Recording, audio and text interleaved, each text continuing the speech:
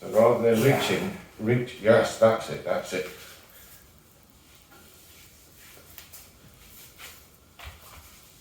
Good, sink into the chair. Good, good, sink lower, good, good, good. So this little bit is worth doing again in slow motion. It's a good example of the fluidity and flow and changing of angles of the arms, but you can see I'm still maintaining the S-curve of the spine. My shoulders still up and back. I'm sinking down into the hips. I've still got a slight arch in the lumbar, and I'm just rolling the elbows, the wrists, and using my body weight and using the structure to resist his force. He's using quite a lot of force. He's pushing quite hard. And all I'm doing is rolling round, coiling like a snake, rolling the wrist, rolling the shoulder to move the elbow. See, my hands are quite relaxed here, no effort in the hands. Now he's pushing right into my shoulder. I'm allowing that to go in, right to the rib cage, but down to the hip. So I haven't given any way.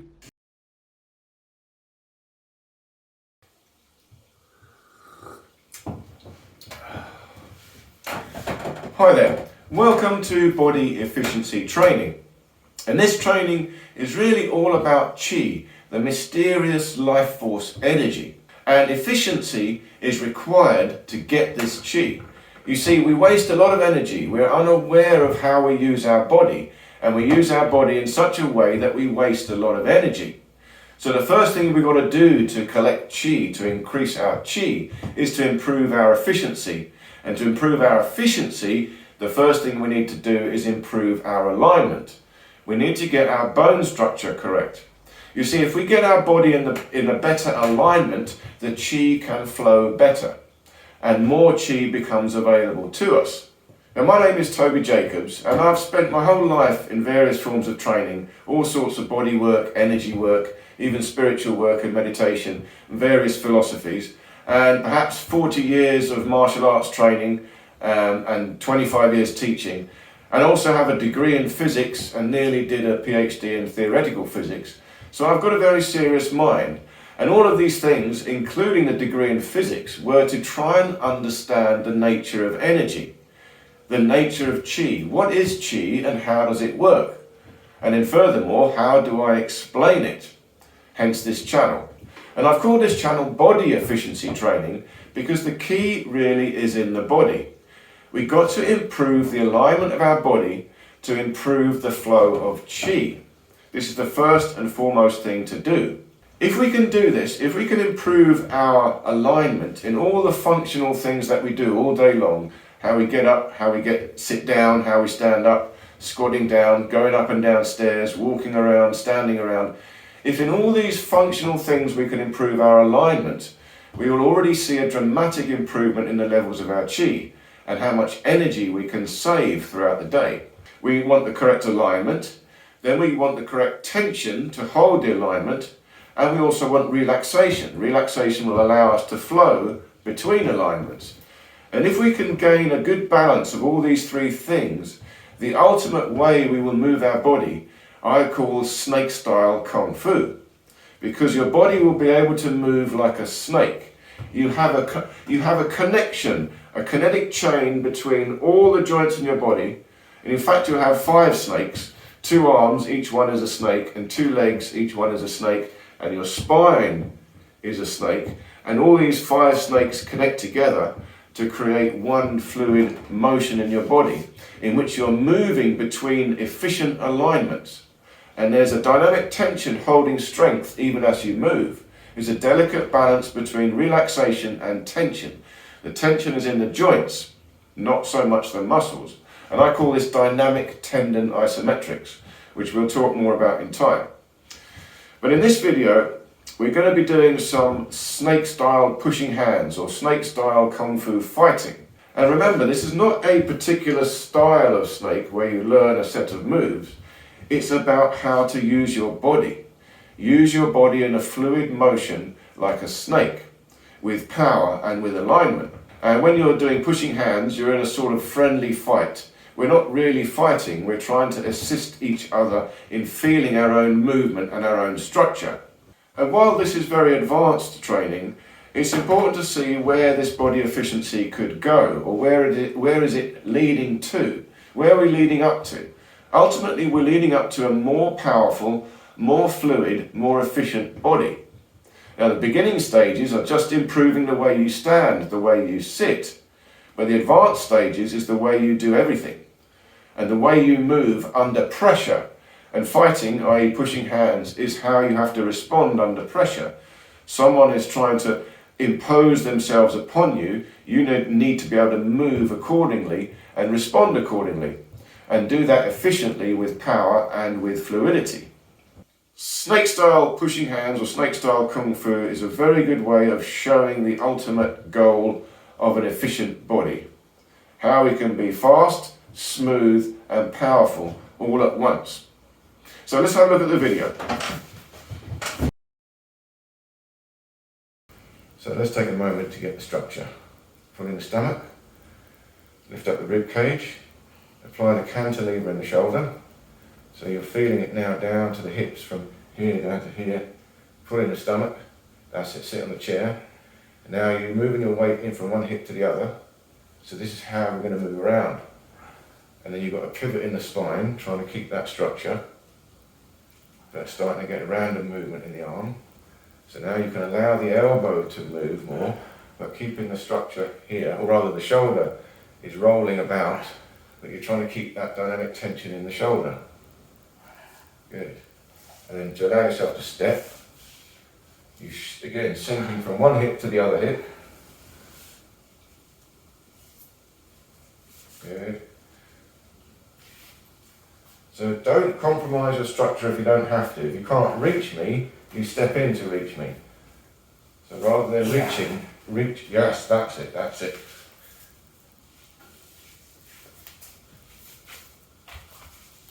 Good, sink into the chair. Good, good, sink lower, good, good, good. So this little bit is worth doing again in slow motion. It's a good example of the fluidity and flow and changing of angles of the arms, but you can see I'm still maintaining the S-curve of the spine. My shoulder's still up and back. I'm sinking down into the hips. I've still got a slight arch in the lumbar, and I'm just rolling the elbows, the wrists, and using my body weight and using the structure to resist his force. He's using quite a lot of force. He's pushing quite hard. And all I'm doing is rolling around, coiling like a snake, rolling the wrist, rolling the shoulder to move the elbow. See, my hands are quite relaxed here, no effort in the hands.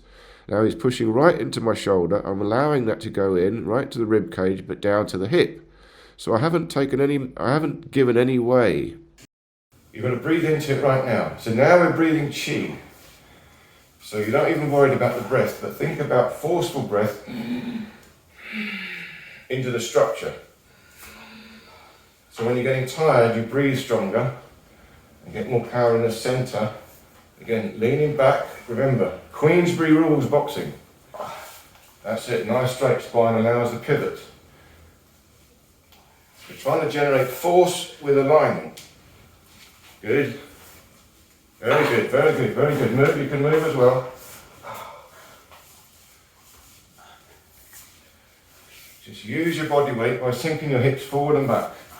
So 1 foot forward. Yes, yes, yes, yes, yes. Yes, good, good, good, good. You can also relax, move, let go. Find the cantilever. Yes. Yes, yes, yes, yes. So now I've got a whole kinetic chain absorbing in. Good. Very good. Now we've got hips to hips. Very good. Excellent. Alright, let's stop there. So that's it. We start with a nice open stance here, ready to move. So you feel the alignment of the spine, open the hips, sinking into the chair, that's it. Remember the horse stance. Then feel the expansion into the arms, so you get the force in the structure. Good. Then allow yourself to move, the arm to move. That's nice, into the hips. And you stay relaxed, fluid, allow the joints in the arm to have more movement. You see the wrist can move, the elbow can move, the shoulder can move, But the spine you try to keep in its S-curve as much as possible, but ultimately it can move as well. And allow yourself to step. So as you shift your weight, one foot is free to step. So you're sinking into one leg, into the other leg. Nice. And you're nice and relaxed. Breathe from the back of the ribs. So that will give you strength in the arms.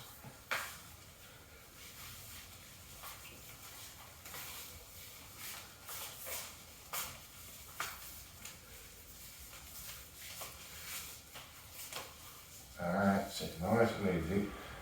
Pulsing between the hips. So you're sinking from one leg to the other leg. That means you're allowing the weight to move, but you're keeping it in the structure. I don't have to resist you, I just have to get away from That's it, exactly right. This is where the relaxation comes in. And allow yourself to stretch as you move, so you feel a nice open spine. Shoulders and rib cage move.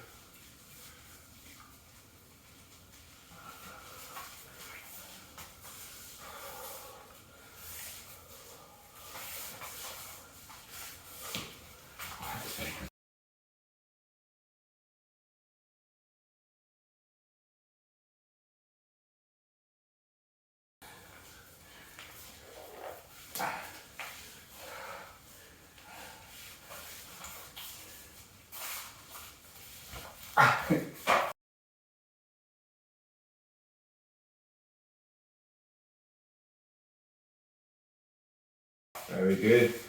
Slipped underneath. Yeah. The right one too. I knew you'd get me in the one, so I have to go for the two. Nice fluid motion. Feel the stretch in the spine, you see. Remember, we're not fighting, we're trying to feel the alignment of our own body in motion. And you're gaining peristaltic movement here in the flowing about. So you let the spine be open.